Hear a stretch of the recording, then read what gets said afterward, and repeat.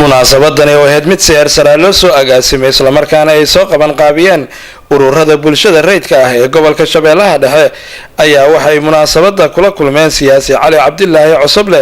oo ah musharax u taagan madaxtinimada gobolada Shabeellaha Dhexe iyo Hiiraan waxaana munaasabada ka soo qayb galay ururada haweenka dhalinyarada iyo qaybaha kala duwan ee bulshada rayidka ah ee ku nool gobolka Shabeellaha Dhexe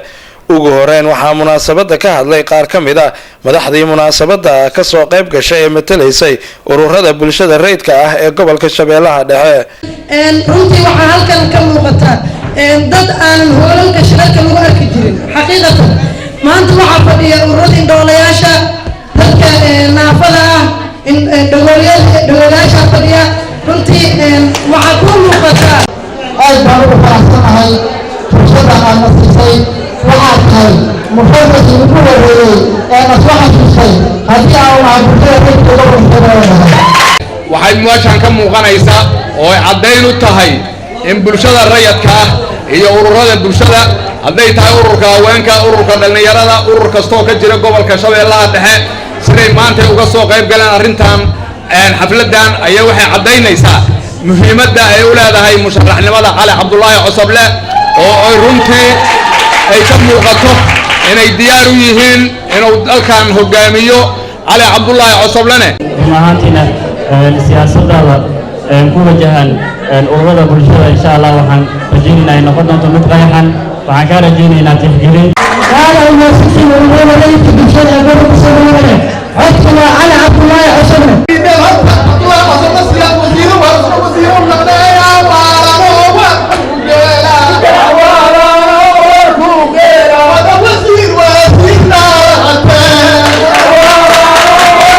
wasiirkii hore ee wasaaradda waxbarashada dowladii ra'iisul wasaare Geedi ahna siyaasi u taagan xilka madaxtinimo ee gobolada Shabeellaha Dhexe iyo Hiiraan Cali Cabdillaahi Cosoble ayaa asna madasha ka hadlay maanta runtii farxad aad iyo aad u weyn ayay ii tahay inaan idinkala soo qayb galo xafladan aniga laftayda aad ugu soo xasunteen qaadi doonto waxaa ka mid ah talaabooyin ugu horeeya qaadi doonto waxaa ka mid ah inay samayso bangiga haweenka dowladda aan hormuudka ka ahay hadduu ilaahay yidhaahdo waxay noqonaysaa dowladdii dhallinyarada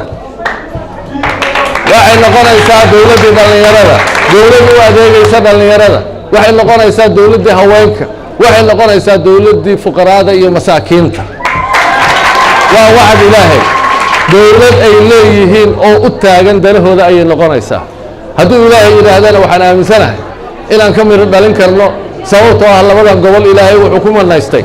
khayraad Ismaaciil Cabdulle Sabriye Universal TV Jowhar.